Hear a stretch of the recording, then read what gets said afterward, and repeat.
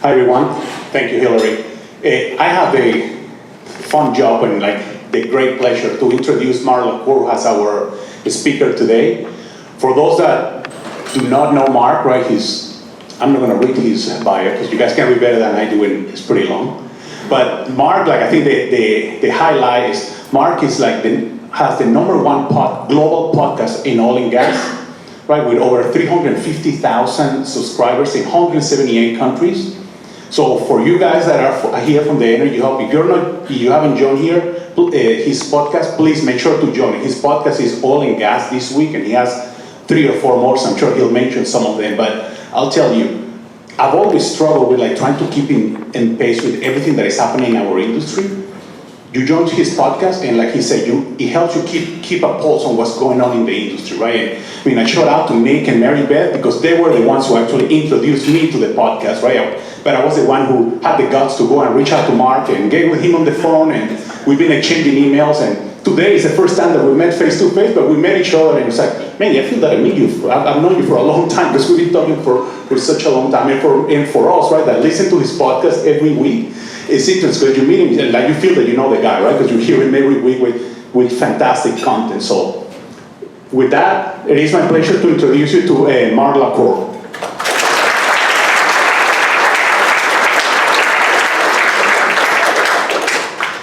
So, Luis, thank you. I didn't pay him to say all that. And he's right, we do have the #1 podcast in oil and gas, which sounds very impressive.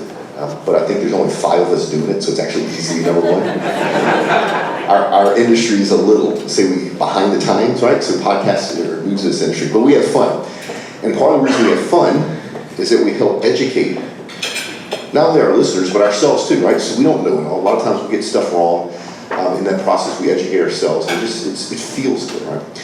So I want to talk about what the future's bring, or what we see the future bring. But before we do that, do a little bit of education, and it's going to be a little bit of testing involved, right? There's no winners or losers. Nobody's going to point you out if you get something wrong, unless it's really funny, then I might do it myself. All right, so pay attention. We're going to go really quick here, right? So everybody knows that ExxonMobil drills an ExxonMobil drill ship, ships an ExxonMobil pipeline, refines an ExxonMobil refinery, and sells an ExxonMobil gas station. Right? Wrong? Or you weren't paying attention? Let's vote.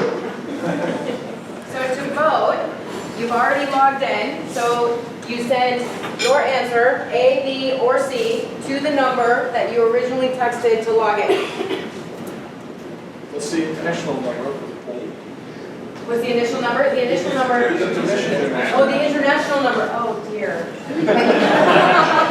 It's a +1 in front of that number. All right, so we got results coming in. We got some honest people. We got 5% weren't paying attention.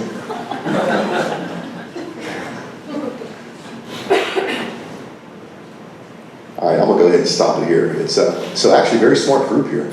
Most people get this wrong, but you're right. So that's not how the industry works. The way the industry works, 4 segments, right? Upstream, midstream, downstream, and service. Upstream, or exploration and production, E&P, is basically getting the oil out of the ground. Upstream is things like offshore rigs, land rigs, pump jacks, FPSOs, subsea fields.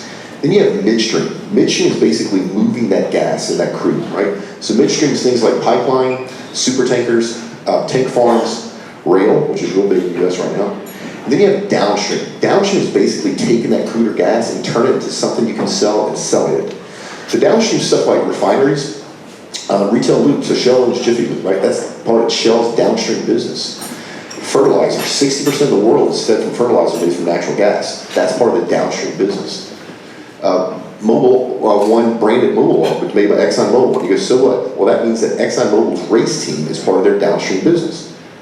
Retail gas stations, plastics. Almost 90% of the plastics made come from petrochemicals, right? 85% of everything you find in the hospital emergency room comes from the oil and gas industry.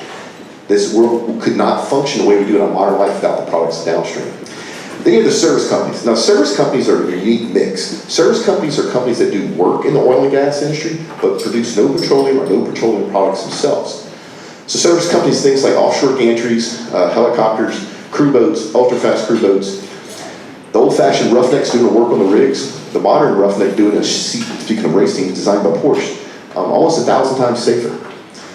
The manufacture drill stem, the manufacture of subsea trees, the servicing of those subsea trees with ROVs. This is all part of service. But service is also stuff that nobody ever thinks of.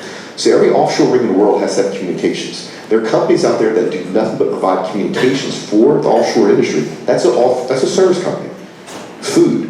Gulf of Mexico, North Sea, the food is really good. Huge catering contracts. There are companies that do nothing but bid on these catering contracts to provide the food. That's part of oilfield service industry. Nobody ever thinks of. Doctor's offices.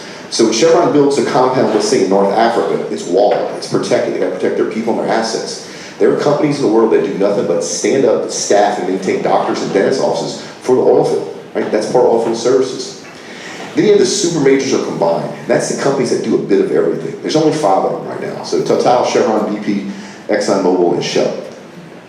All right. I want to talk about the way it used to work. I want to talk about the way the business works in oil and gas from the moment oil is discovered until it ends up into your tank as fuel. So this data actually comes back before the crash, 2014.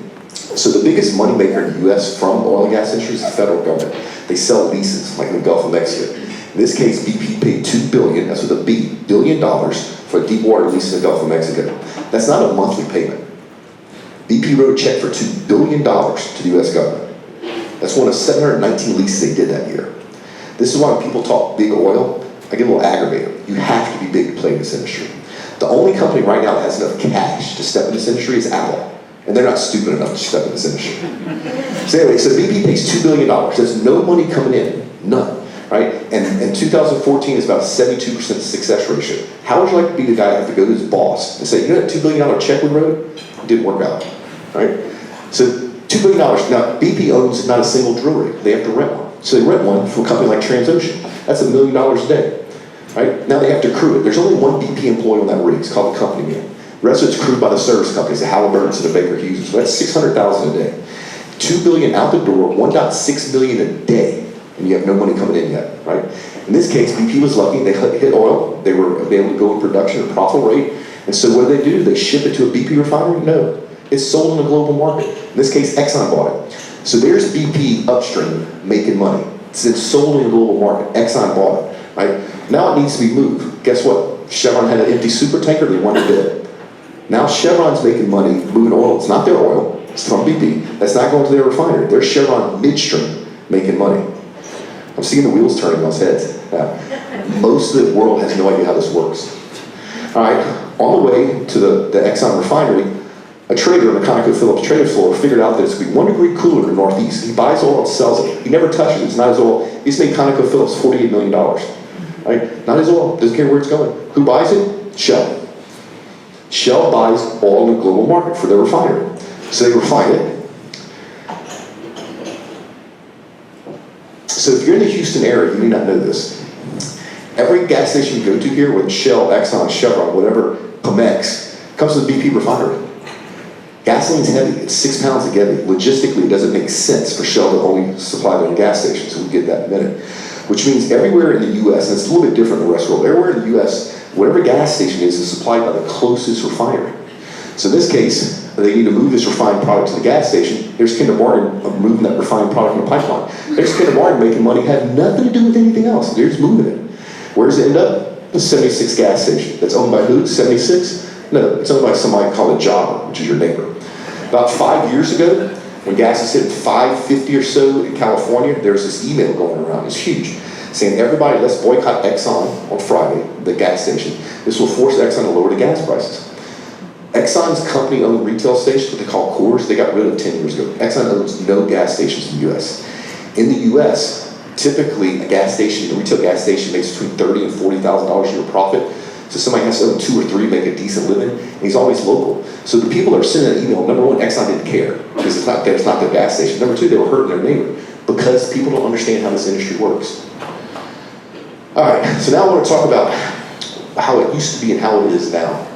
So in the old days, we had refineries on the West Coast, we had refineries around the Great Lakes, we had refineries on the East Coast, we had some refineries in the Gulf Coast, and we're burning about 20 million barrels a day, which we still do. That's our run rate. But we like this heavy, complex crude that you get from the Middle East, Canada, Venezuela, because almost nobody else can refine it. We can. It's a very high yield.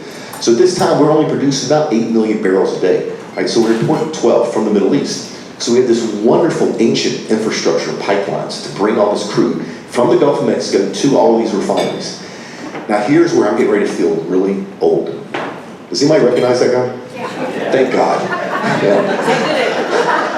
So for my consulting business, I engage with usually very large technology companies, and I'm now doing this presentation in front of CEOs. They go, who is that guy? It's like, that sucks. So anyway, do y'all remember what Jed did? What did he do? And what happened? Right. Start bubbling crude. Right? See these shale plays everybody thinks is new? They're not new. That's where the Rockefellers made their money. It's where Standard Oil was boiled. This is where Jed shot the ground and up came bubbling crude. They called them gushers. Right? They would dig less than 30 feet and oil would come up under its own pressure. Once the gushers stopped, they go, oh, the fields are depleted. What they didn't know, because they don't have the science that we have now, is that at the best, they got 5% oil out of the ground. We're coming back to these same fields with an old technology called fracking combined with a new technology called horizontal drilling. And at the best, we're able to get another 15% of oil out of the ground. Well, if you do the math, 15.5 is 20, which means 80% of that oil is still in the ground. Myself and most other experts believe as we go through time, and as we have new technologies, we'll be able to tap into more and more of those hydrocarbons. I get asked this question all the time about peak oil. Peak oil is a guy named Hubbard who worked for Shell. He did the best he could at plotting the world's consumption and demand. He didn't have the technology we have now. We will run out of oil, just like the sun will run out of hydrogen. And it's going to happen about the same time. All right, so now I want to talk about what's going on now. So, because of politicians and the public not understanding the value our industry brings and the environmental response we have, we've just had a bunch of laws, which boils down to most of the refining capacity in the U.S. is in the Gulf Coast. There are still some refineries on the West Coast and on the East Coast. In fact, Delta bought a mothball refinery on the East Coast to hedge their own jet fuel, so we're interested to see where that goes. It's not their core competency to run a refinery. But anyway, so about 80% of refining capacity is in the Gulf Coast. Now remember the shale plays, right? Remember where they were? We don't have that infrastructure we need. So we have these large, long-term CapEx projects. Keystone is only one, of being able to bring that crude back to the Gulf Coast refineries. The midstream part of the business is very healthy with new construction, and that's continuous to grow. Then, once we have all of that built, and once the refineries are geared up, and the petrochemical plants, we then need to bring the refined fuels, refined products to the rest of the country. So you see another 50 years of large CapEx projects build another layer of infrastructure. And then what's cool is Europe has had the same politicians and environmental, I don't want to say crazies, but environmental people that we have. Yeah, and so they haven't let their refineries retrofit. Well, in the last 20 years, Europe's fleet, both their commercial and private fleet, has switched to diesel. Europe's refineries make gasoline, actually some very good gasoline, that they can't use. They can't buy enough diesel, so we're selling diesel like crazy here. We're buying the gasoline for pennies on the dollar. So how cool is that? Yeah. Now, time for poll number 2, see if y'all get this one as well. How can a barrel of crude, right, how can a barrel of WTI be exactly the same price in Houston, Texas as it is in Tokyo, Japan? Let's vote.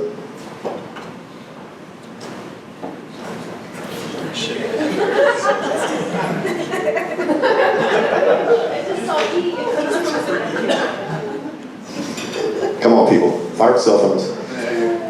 We got somebody, yeah, you always got one in the room. Well, we have Russians in the room.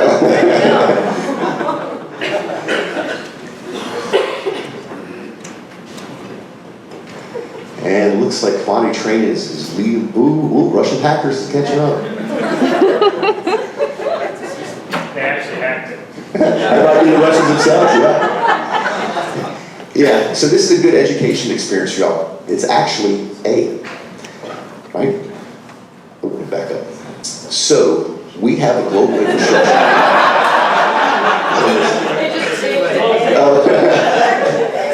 So, we have the global infrastructure of pipelines and super tankers where you can move a barrel of oil for almost nothing anywhere in the world. Right? So that's how the price is the same. It's one of the truly global commodities. It costs almost nothing to move it. At any one time, there's more weight in crude oil being transported in the oceans than all the fish in the ocean, to give you a sense of the scale of this, right? That global infrastructure for oil doesn't exist for gas. And gas is the fuel of the future, right? So these price differentials, this is the old slide, but the price differentials is still there between what's going on in North America and what's going on in Asia Pacific specifically, is because there's no effective way to move that gas. Now the world's moving toward a gas future. If you looked at what Shell did by INPG and what Exxon's done recently, they've turned themselves into global gas companies. LNG is the fuel of the future. I know LNG is low right now, but you look at all these LNG plants being built. Look at Chevron. Now they went way over budget, but you look at their Gorgon project in Australia. They were geniuses. They've now built the facilities to capture all of the Asia Pacific market before anybody else even saw it coming. And they're going to be very profitable there. Because that global infrastructure doesn't exist for gas, but it's coming, there's a lot of money to be made there. And this is something a lot of people just don't quite understand, the differences between crude and gas and also the consumption. Something else you may not know. Here and in Europe, we use less and less oil and gas for fuel, but we use more and more to make products. Almost, I would say, 80% of everything in this room came from hydrocarbons. Right? People don't know that. The emerging economies, China, Vietnam, India, they don't need Tupperware now. They're going to need Tupperware soon. And we're ahead of the game, which is actually really cool. This is just showing that there's gas forever. I mean, it's ridiculous how much we have. That's why prices are so low. So here's an internal survey that we do. We do this every year. It's right at close to 1,000 mid-level managers from all sections globally, upstream, midstream, downstream, and service. And every year, we have somebody that passes away or quits or whatever, brings somebody new. But it's a pretty decent survey. And we ask them every year, when you look at your business over the next 5 years, what is the number one thing that you're concerned about? Now look at this, in a low crude price environment, 45% are worried about talent. And that great crude change thing, it's still going on. People just don't talk about it right now. And we're going to tie into this when I talk about what I see coming later. But this is just a great internal piece of data that most people don't get a chance to see.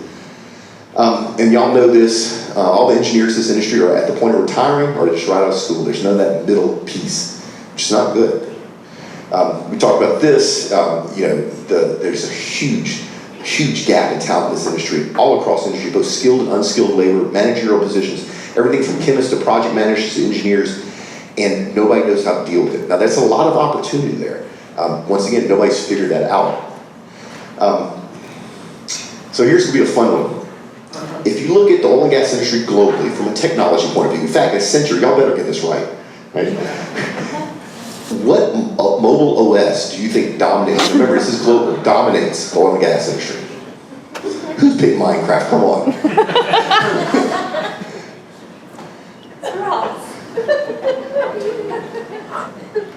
Somebody's retracting Minecraft. So, can y'all all give yourselves a round of applause? Seriously. I've done this to a lot of companies, a lot of big companies. Y'all are the first ones ever gotten it right. It's Windows Mobile, right? So look at this graph. This is the adoption. Yeah, clap. I mean, nobody's ever gotten this right. I mean,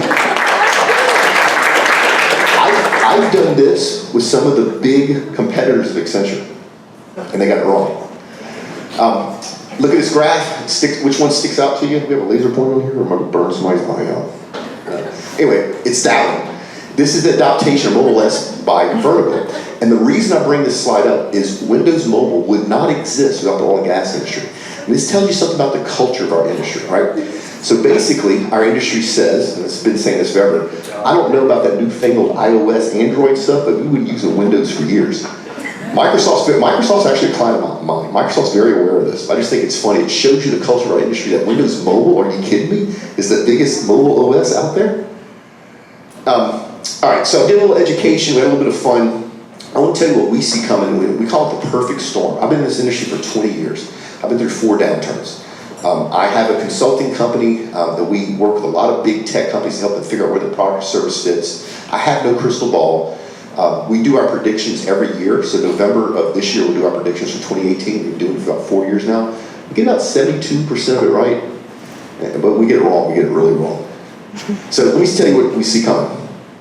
So we're in a hydrocarbon abundant world. Hydrocarbons are everywhere. We don't know what to do with them all. The shale geology, that's not unique to the US, it's all over the world, everywhere. A lot of these well stimulation techniques, Halliburton's done 2 proof of concepts in the Gulf of Mexico where they went to Cat well, they used modern CO2 well stimulation, they will go back in production. So there is no shortage of oil and gas. There may be a blip if we have a war in the Middle East, but even if that happens, us and Russia will turn the taps up and we'll capture that market share. So this hydrocarbon abundant world is driving a change because prices will stay low forever. All right. The other thing is we have this huge knowledge drain. So traditionally in our industry, whether it was official and you had a mentoring program or not, the senior guys, the old guys, and I gotta quit saying old guys, I'm now that age, but the senior guys, when they brought in a new salesperson, a new engineer, a new project manager, they kept him from making mistakes, right? They watched him, they helped him, they mentored him, but they also passed on their culture. Our industry is a bit unique. In my industry, when we make a mistake, people die. Serious, people die. And not only do people die, but you have a huge environmental catastrophe which can destroy a company overnight. So our industry as a whole, when you build a process, and whether that's how you do accounts receivable, how you cement a well, or how you do HR policy changes, and nothing leaks and nothing blows up, nobody wants to change the process. There's salespeople in this room out here, y'all run into that all the time. You find a place where you can help a client fix a problem, but they're to change, and they don't want to change that process. That's disappearing. I've never seen it disappear. It's disappearing because the senior guys have left, and they're not passing that culture to the new people. The young people who come in this industry, I love them to death. Thinking outside the box, looking at things differently, and because that culture of risk aversion has not been changed, they go, why can't we do that? And it's happening right now under our feet. Next thing is, y'all know this, decreasing cost of technology. Storage, high performance computing, all that stuff has gotten ridiculously cheap. Network transportation. The low cost of technology has allowed companies, and even smaller companies, to do stuff they couldn't even do 10 years ago because of the cost. Then this new generation that's coming in is a tech-friendly workforce. They grew up with iPhones, right? One of the things that I laugh at, and when I bring people from outside of the industry into this industry, is Microsoft Excel. I have never seen an industry like ours use Microsoft Excel to run multi-billion-dollar-a-year projects, right? 70-tab Excel spreadsheets, and they think it's normal. That's not normal. This new workforce that's coming in is going to go, why are we running this in Microsoft Excel? And it's changed. It's literally, I'm watching it change right now. I'm watching the young people who aren't in positions of power yet. I'm watching them question the ways that we're doing business and bringing in new ideas and new processes. And for the first time ever, it's sticking. It used to not stick. It used to be young people would come in and try to change the world, and they get frustrated and they'd leave because the senior people didn't want to take that risk, right? That's gone. Or it's not gone, it's in the process of changing. And I've been waiting for this for 20 years. I've been waiting for this industry to change. We need it. Everybody thinks I'm crazy. I think in 20 years, our industry is going to look like Silicon Valley. It's going to be sexy. It's going to be fast. We're learning how to use social media, so all this misconception in the public is just going to be gone. We're going to have a flexible workforce. We don't have enough talent. There is no other choice. So instead of being an engineer for Chevron for 20 years, which is the old way, you're going to be an engineer, and you can do some work for Chevron. You can do some work for Anadarko. You can do some work for Total. Right? It's going to be really cool, and I see it coming. If you can't tell, I'm excited about it. All right. But in order for that to happen, there's some things that are going to need to change. So one of the things is this new world that we're living in, this hydrocarbon abundant world, we're going to have to reduce costs. That cost reduction, a lot of it is a bit fake right now. You hear a lot of companies talk, especially upstream companies, talk about how they've reduced costs by 40, 60, 80%. A lot of that has been taken up by the service companies that have been squeezed, that have just taken low and no margin deals just to keep their people working. But now the service companies are inventing ways to do more stuff more effectively, more efficiently, right? And this is going to be technology processes, thinking outside the box. So without being able to reduce costs, and I mean across this industry. So right now, expensive oil is dead. Ultra deep water, high pressure, high temperature, oil sands. If there's any people here from Norway, I'm sorry about this, but North Sea, all that expensive oil is dead. It will come back when the costs are lowered. When we get to the point where that Parker drill ship can go out by itself, find that well in 10,000 feet, drill and complete it, and then the robots build the subsea pipeline, now it's going to come back because it's going to be cheap. But we have to reduce costs. Other thing is increased safety. We now, because of social media, are under so much public scrutiny that we have to increase our safety metrics. Now, the interesting thing about that, 20 years ago, even though this industry cared about safety, it was nowhere near as safe as it is now. So in 2016 in the US, it was actually safer to work for an oil and gas company than it was to be a realtor.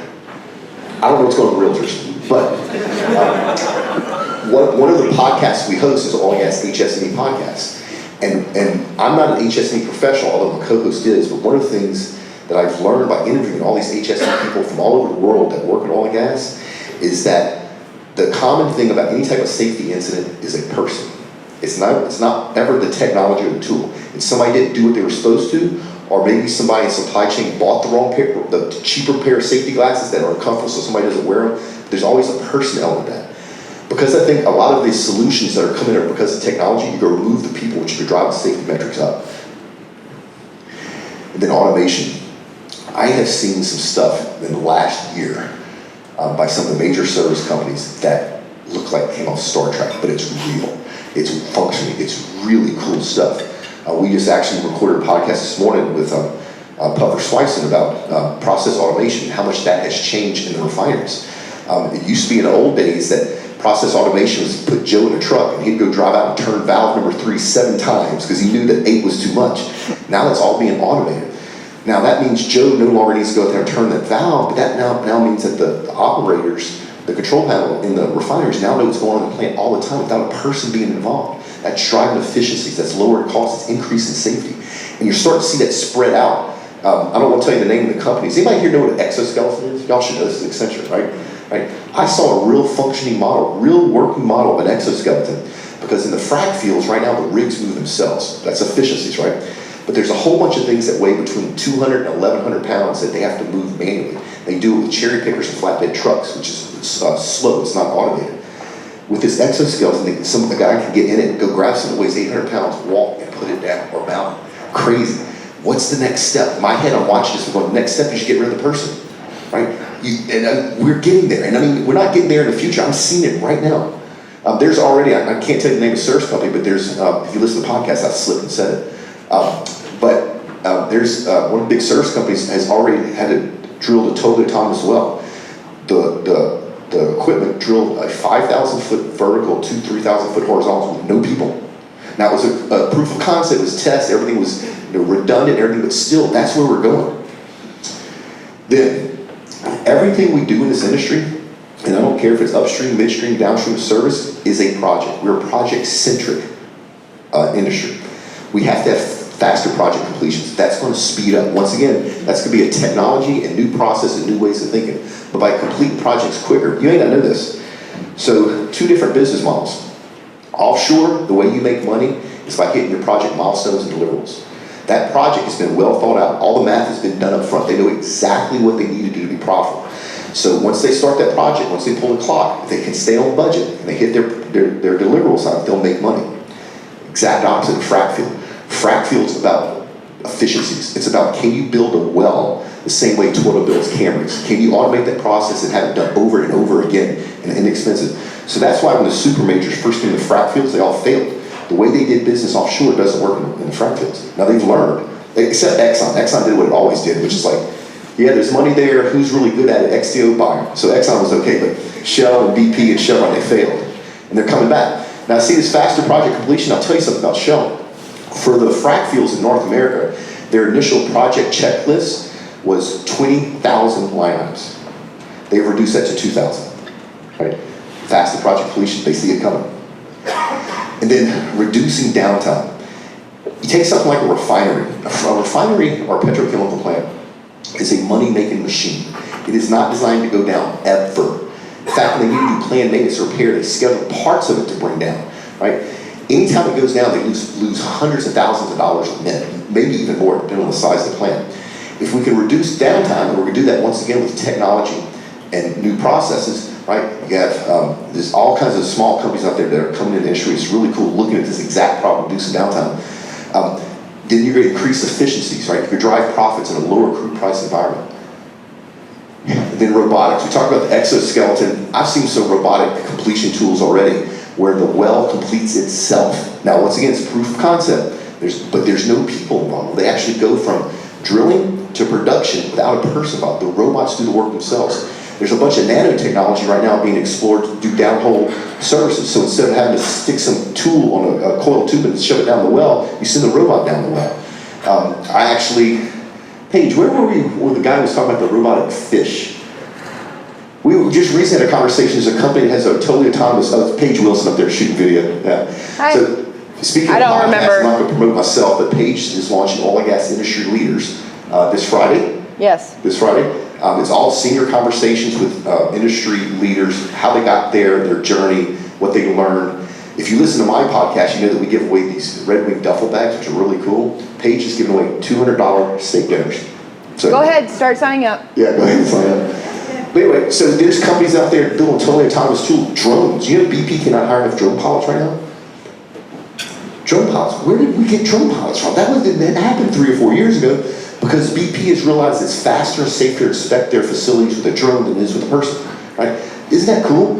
Do y'all know what the #1 job that they can't fill in oil and gas is right now globally?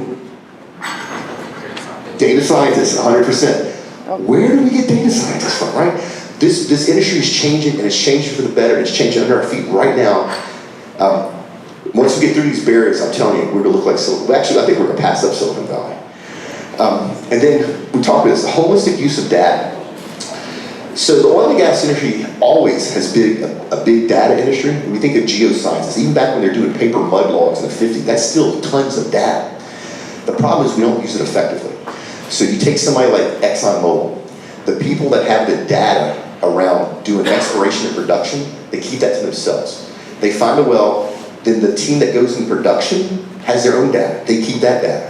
When they decommission that well 50 years later, those decommissioned part have their own data, right? And they don't share it. Imagine the efficiencies you could drive with ExxonMobil if the guys that are looking to find oil share the data with the guys that pull the oil out of the ground and shares the guys' data with the guys that have to decommission that well later. I mean, huge efficiencies.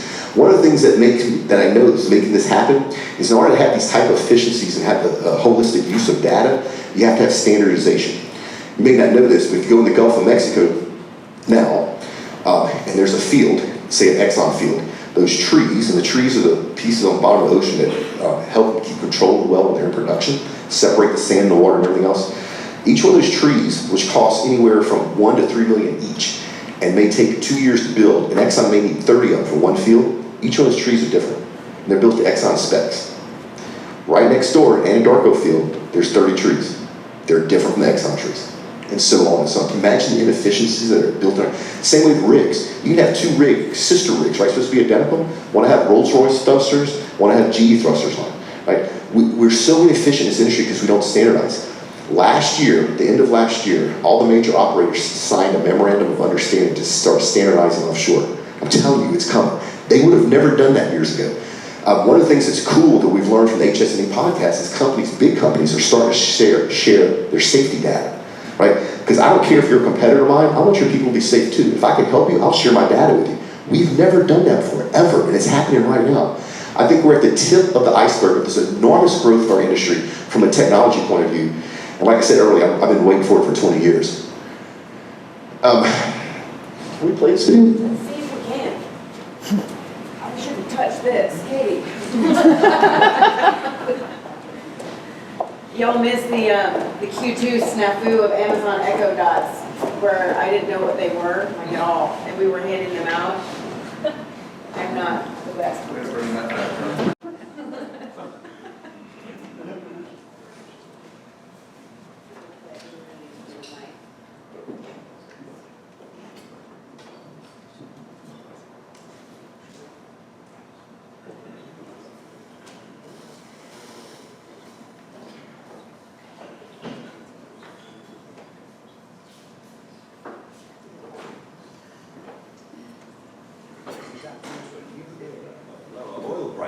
Oversupply and increasing technical complexity.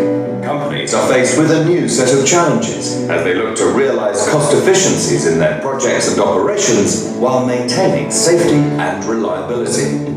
By 2025, process simplification and automation technology will redefine reservoir management and drilling processes, both on and offshore.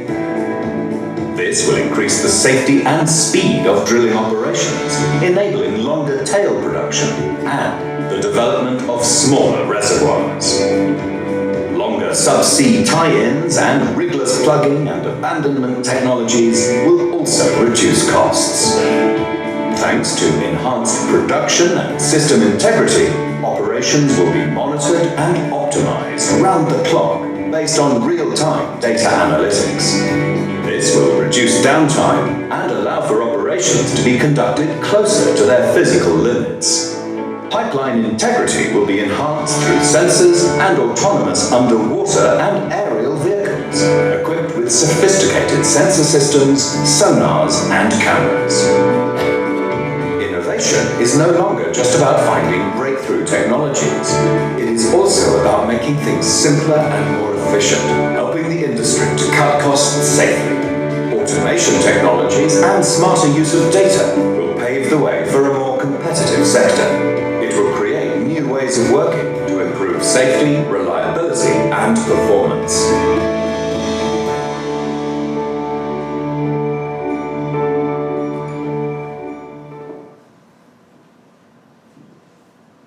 See, it's not just me. Oh, the clicker doesn't work anymore. Katie.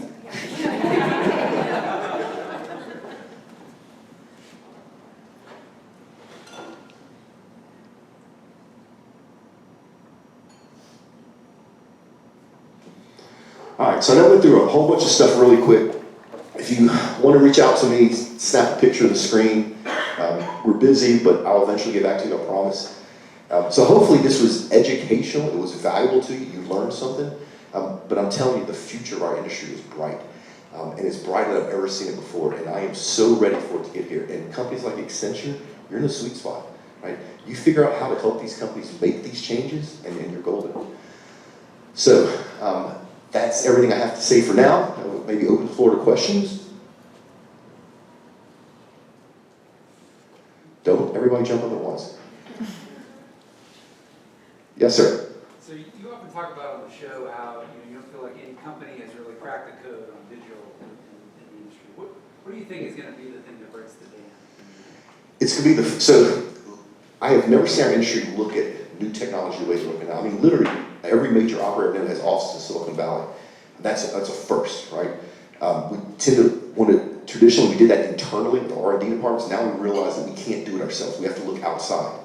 So our industry as a whole is looking at cognitive, artificial intelligence, big data, Internet of Things, and nobody's figured out. They know there's value there, but nobody's figured out. The other problem is there's a lot of vendors out there that say they have things like artificial intelligence, and it's not. It's really big data analytics, right? So there's some confusion. Even think we talk about data scientists. Our industry's hiring people that really aren't data scientists. They took some course somewhere and they got a certificate, right? So because we're new to all this, we're making mistakes. What's going to happen is when the first, and it's not going to be a large operator, it's probably one of the service companies.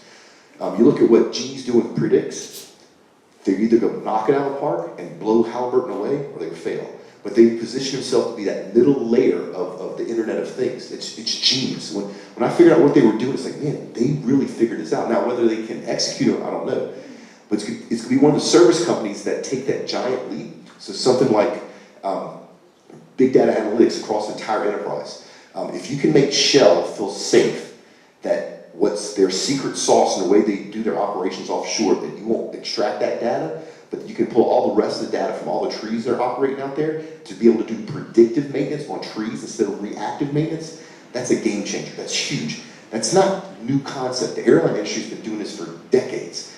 But in oil and gas, that would put Shell offshore 8 or 10 percentage points profitability above Exxon. Exxon's the most profitable company out there offshore right now. So that's what it's taking. Well, service company to partner with one of the major operators to bring that type of, I don't want to call it disruptive because other industries have been doing it for years, but that type of new way of thinking. And once one of them does it and increase their profitability, they're all going to follow suit. So I think what you can see is a domino effect. It's going to start slow, and then it's just going to explode all around us. Because let me tell you, I love Exxon to death. I hate doing business with them, but I love them to death. They don't make bad decisions. They may take a long time to make a decision. They don't make bad decisions, right? You get somebody like Exxon in this, and they start making smart decisions on technology, that they're going to blow by everybody. So that's where I think that's going to go. And like I said, I think we're literally at the very tip. I think it's going to be another 10 years before we start seeing this really go full circle. But once it starts, it's going to accelerate. It's going to change the culture of our industry for the better. Yeah, it needs to, yeah. Yes, sir. So your presentation was pretty amazing in terms of the breadth and your opening slide showed how much work you've done across the industry. I'm guessing your network of people you work with is pretty huge. Have you got any tips on how you build that network and how you maintain those relationships? Yeah, it's actually a very valuable question that doesn't get asked enough. So I'm talking about this industry, I'm talking about it's global, right? One of the truly global commodities, it's enormous. The size of the companies in this industry are crazy. When I'm in Silicon Valley and I start talking about small oil and gas companies like FMC Technologies, which is a $7 billion a year company, they go, $7 billion in your world small? Yeah. But it's still an industry of people doing business with people. And that's one of the things I love about this industry. So in order to build those networks, you can't buy it, right? You can't spend all day on LinkedIn and actually build those type of connections. Now LinkedIn, it used to be a great tool. It's an okay tool now to stay in touch with them. But it's all about getting out and actually meeting the right people and providing value. The problem that a lot of people make, and I get this done to me all the time, is I have somebody call me on the telephone and reach out to me an email and they go, hey, we have this great copier and I know you need a copier. It's like, dude, do you know if we even have copiers, right? So, but if they would provide value up front, if they would call me and go, hey, Mark, we look at your business and we notice that you do a lot of research. Do you ever have trouble printing large copy stuff? And I go, actually, yeah, we have to go to Kinko's to get that done. See, it's just a little twist, provide value up front. But it's going to the right events and meeting the right people. Now, with all that said, I talk about all this change that's going on. I saw earlier that y'all said 20 people to OTC. We were there as press. We go there every year. Technology has changed the value of conferences. So 20 years ago, I'd go to OTC, and I would set up my booth, and I would make my money back that it cost me to be there plus some profit. The reason is there was no internet. So that senior deepwater engineer at Exxon, if he wanted to learn about new choke technologies, he'd come to OTC, and he'd go talk to Flowserve and Cameron, and he would have POs in his hand. He would literally spend millions of dollars on them, because there's no way for him to learn except go there. He had all the technology he needed to learn in one place, so it was valuable to him. That's gone. Now that same guy can go online and look at every choke technology in 5 minutes. So the conferences have lost their value for the floor. There's still a big value if you get on the speaking circuit for the conferences, because now you have a captive audience. We do that a lot with our clients. But in order to build that network, it's just work, and it's taken me years. The one thing I will tell you is this industry, speaking of Exxon, probably 15 years ago, we're getting ready to sign a huge contract with Exxon. This is Mont Blanc pins, and I had my VPs down from Atlanta, and a whole team of Exxon people, and we're in the room, and this guy from Exxon's getting ready to sign a contract, and he looks at me and shakes a pin in my face. He goes, Mark, he goes, you do good business with Exxon, and you'll do business forever with us. He goes, you do bad business with us, you won't do business in this industry again. And I didn't believe he had the courage to say that like in a public setting, but that still exists in our industry now. So it's a matter of you doing good, ethical work and providing value up front. Does that help? Yeah. Yeah. I can actually talk all day about that because so many people do that wrong. Nothing else? Yes, sir. We had a big influx of talent during the boom. Now that we're coming through the stages we're in, what are we going to do to bring new talent into the industry? How is that going to change with the new technologies, so we don't end up in the same bust in late 80s and 90s? Yeah, I'm right there with you, brother. So one of the things I'm hoping is happening that I'm starting to see, some very large company didn't lay off the number of people they should have, so it affected their shareholder price. But they knew that if they let go of that key talent, when it came back, they would be able to hire them. And what we traditionally do is we get a bidding war, right? So I need a machinist. A machinist is worth about 70, 80 grand a year. Prices go up, there's a shortage of machinists. Actually, a shortage right now. So instead of 70 or 80, I pay him 100. Well, in Schlumberger pays him 120. Pretty soon he's working for weather making $200,000 a year. We should be making 80. What happens when we have the next down cycle? He's first to let go. So I'm starting to see that moderate, that boom and bust. I'm starting to see companies try to level that out. I hope that trend continues. But there is no secret island of talent. We have a huge shortage in the U.S. right now of skilled labor. I was talking to the Shell Deer Park refinery manager. This was in April. No, this is last November. He had a project. Him and his contractor, now this is Shell, could not find enough scaffolding builders in North America to complete this project, so he didn't pull the trigger on it. He lost that money in his budget. Where do we get to as a country where we don't have enough scaffolding builders?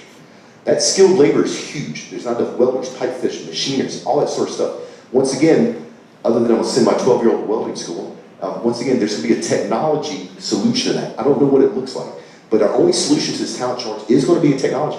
There's no way that you can go recruit enough kids to become mechanical engineers to come in this industry. So I'm on the board of the American Petroleum Institute, and also a member of SBE, SBE. We recognized 20 years ago there's not enough talent in this industry, so we partner with every university in the world. Go pick a university that touches oil and gas. One oil and gas company is donating money, teachers, everything. And we're doing this to grow that talent. It's gotten so bad that we realize it doesn't work anymore in the US. So I now, on Thursdays, volunteer and I teach biology at a local high school, right? And I'm talking about the benefits of the oil and gas industry to these kids. We're at the point where we're now recruiting high school level. If this trend continues in a couple of years, I'll be talking to kindergartners about, hey, you want to consider a career at Shell. But the gap between what we need from talent and what's available is huge. And there is no other solution than technology. I don't know what it's going to look like, and neither does anybody else, but that's where it's going. I have a question. Yes, sir. I don't know if it was my mom, but somebody always told me if you want to figure out what a person believes in, kind of look at their bank statement or where they invest their money and maybe their time. So without being specific for companies, I'm interested in where you invest your money. So, you gotta tell me, what do you really believe in? So the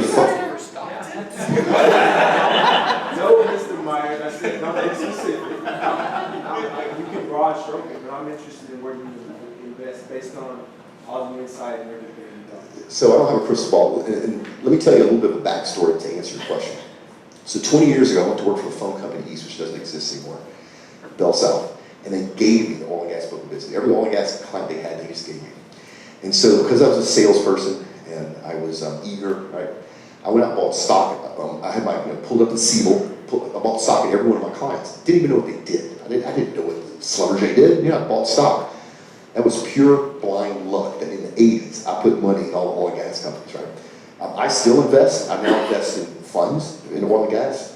I'm a big proponent of our industry. I have a passion for this industry. I sit on a bunch of boards, a bunch of volunteer boards to try to help this industry.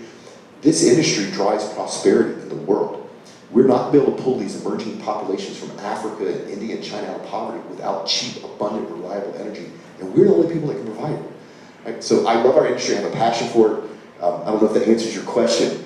But yeah, my heart and some of my money goes back in this industry.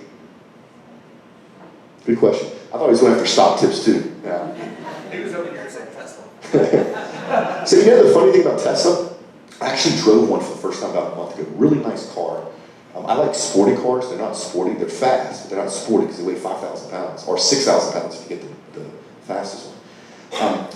Elon Musk is a genius, but I don't get why he doesn't like our industry. His cars cannot exist without our industry, right? Everything in his car, practically everything comes from the oil and gas industry. 100% of the transportation for everything that is delivered to his factory comes from oil and gas. The kerosene that runs his rockets comes from the oil and gas industry. And people don't understand that an electric car is not pollution-free. You're just moving the pollution. Instead of coming out the exhaust pipe, it's coming out from the electrical generation plant, right?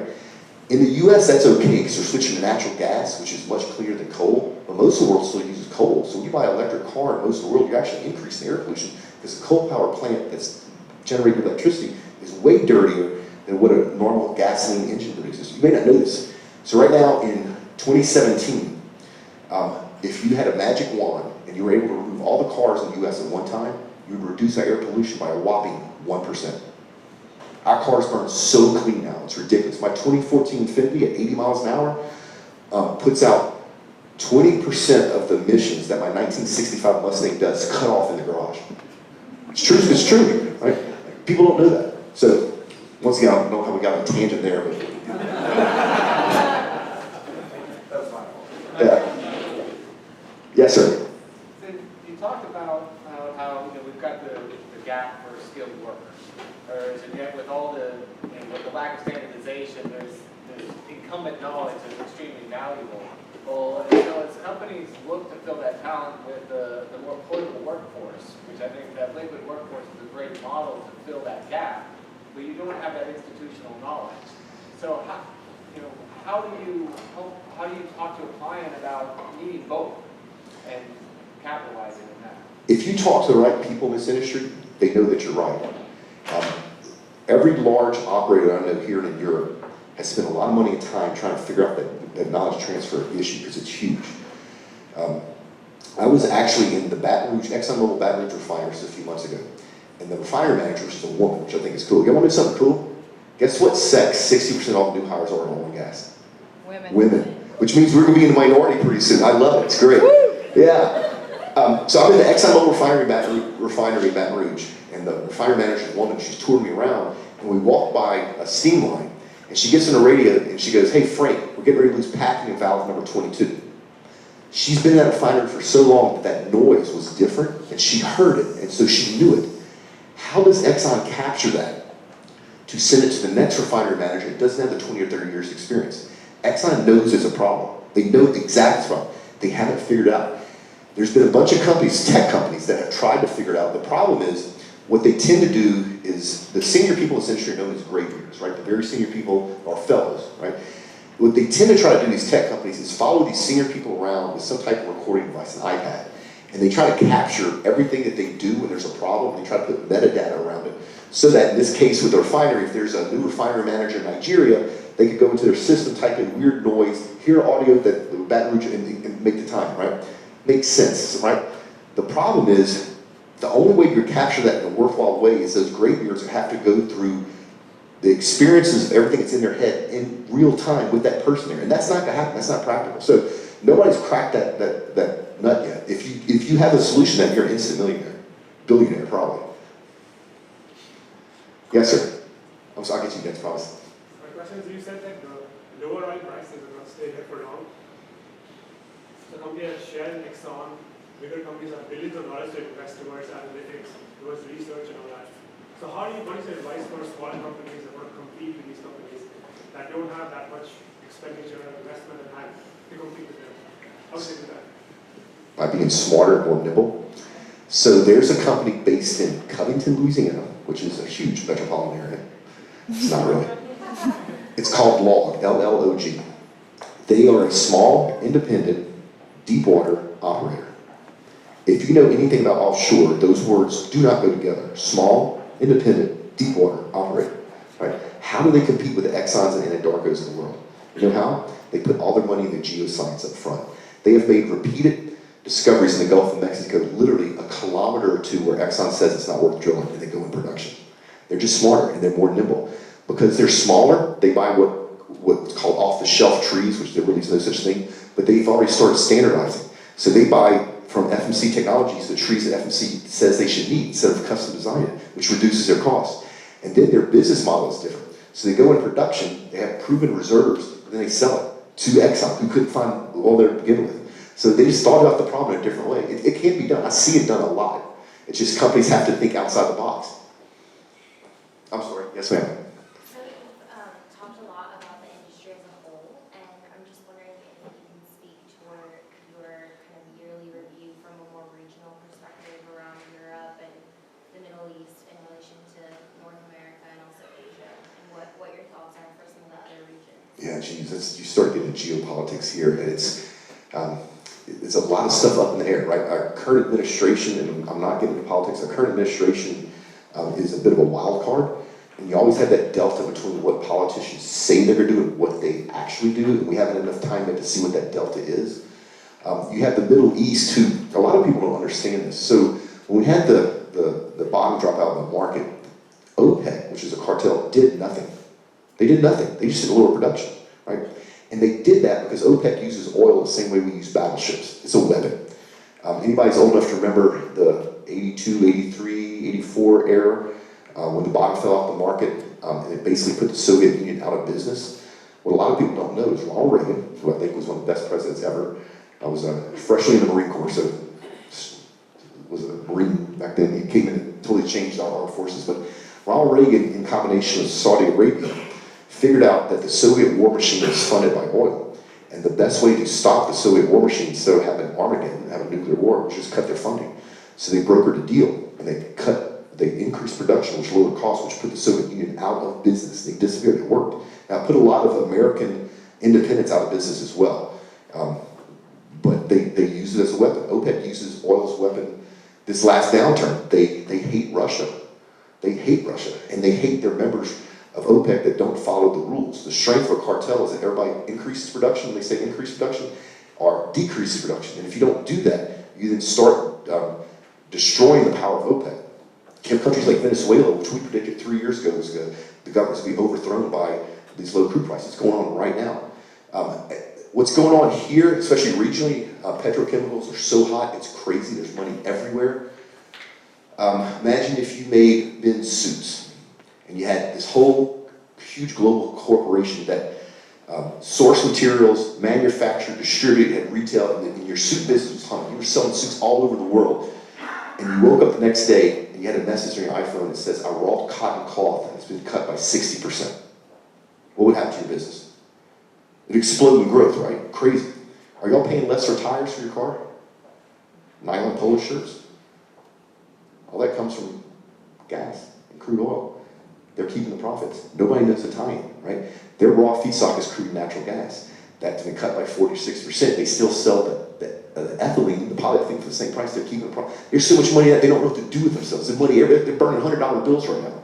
So I think it's funny about Houston is that Houston, I never realized had such an upstream-centric culture. If you talk to anybody in Houston right now about how the oil and gas industry is doing, they'll tell you doom and gloom. And I go, we have $85 billion worth of new petrochemical plants being built in the Gulf of Mexico. It's $85 billion. Right? It's not doom and gloom there. They're loving some prices. So regionally, petrochemicals hot. I think that's going to continue. Our LNG business will pick up in the next 10 years. That's going to be huge. Globally, it's going to be huge. I mentioned this earlier, but Shell and Exxon both turn themselves into gas companies because they see that coming. Asia Pacific, it depends what happens in a crazy North Korea. I mean, that could really throw a wrench in the work. And then we have a bunch of stuff going on in the Middle East. You know, the politics over there are different than what Americans are used to. They don't understand that Saudi Arabia, the cost of them producing oil is dirt cheap. They basically pump a gallon of seawater ground, a gallon of oil comes up, costs them almost nothing. But nobody figures in there's this social cost. So the monarchy knows that if they can't keep their young people working, they'll radicalize and overthrow the government. They know that, and it's what would happen. So they have all these social programs to keep their young people working so they don't radicalize. And it's funded by the government.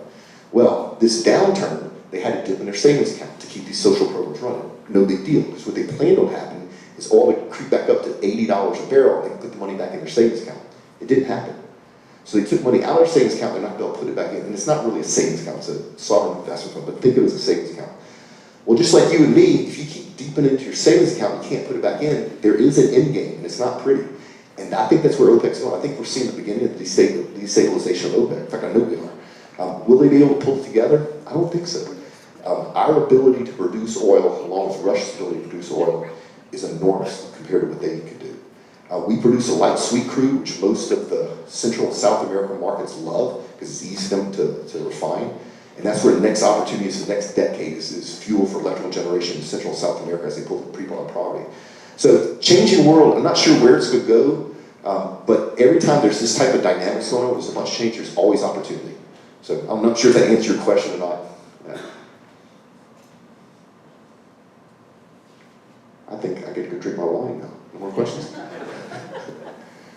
Yeah. All right, contact information up there. If I can help you, reach out. Follow Paige, Oil and Gas Industry Leaders, wherever she is. Her show comes out Friday. And thank you very much for allowing me to speak.